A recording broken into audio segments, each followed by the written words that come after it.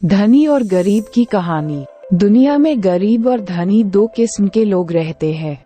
अमीर होने का कभी घमंड नहीं करना चाहिए, कभी किसी गरीब इंसान का मजाक नहीं बनाना चाहिए, क्योंकि समय सभी का अपना अपना आता है।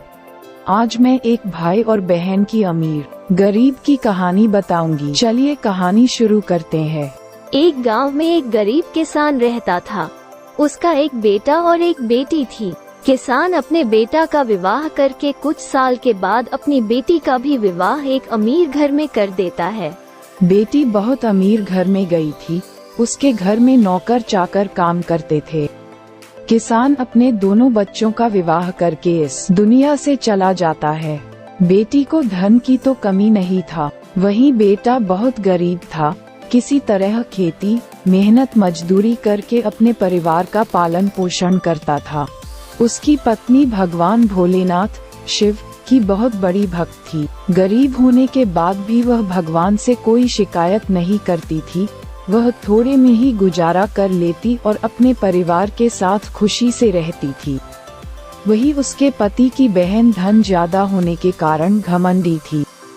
वह अपने भाई के गरीबी के कारण उनसे कोई रिश्ता नहीं रखना चाहती थी। उसकी बहन धन के घमंड में इतनी चुर थी कि अपने भाई को देखना तक पसंद नहीं करती थी।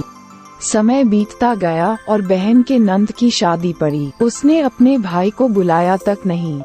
किसी तरह उसके भाई को पता चला और वह बिना बुलाए ही बहन के घर शादी में चला जाता है। बहन उसको देखते ही अपने नौकरों से कहकर घर से बाहर ही लौटा देती है। भाई भूखा प्यासा रोते हुए जा रहा था। तभी रास्ते में उसको एक बूढ़ी माँ मिलती है। उन्होंने ने उस भाई से पूछा, बेटा क्यों रो रहे हो? इतने में वह अपनी सारी दुखदायी कहानी बताता है।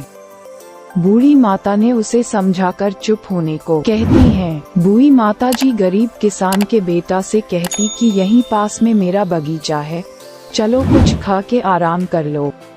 दोनों बगीचे में जाके खरबूज खाते हैं। फिर बूढ़ी माता ने एक थैले में खरबूज और कुछ खाने पीने सामान रख के उसे वहां से घर भेजती है। घर पहुंचने के बाद बच्चे सब अपने पिता के आगे पीछे घूमते हैं।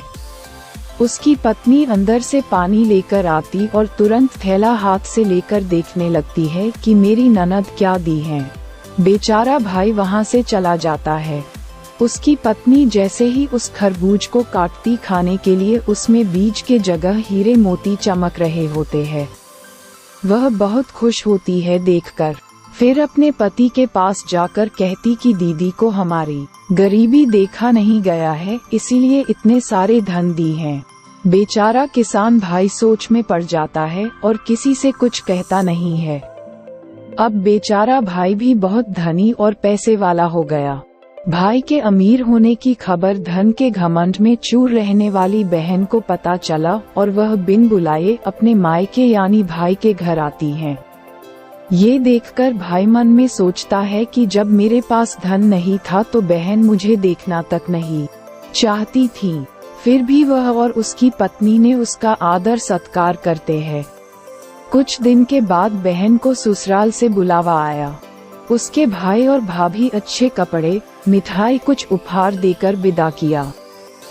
इतना सब देखकर उसकी बहन के आंखों में आंसू आ जाते हैं। उसको समझ में आ जाता है कि धन ही सब कुछ नहीं है, अच्छा स्वभाव और दिल का बड़ा भी होना चाहिए।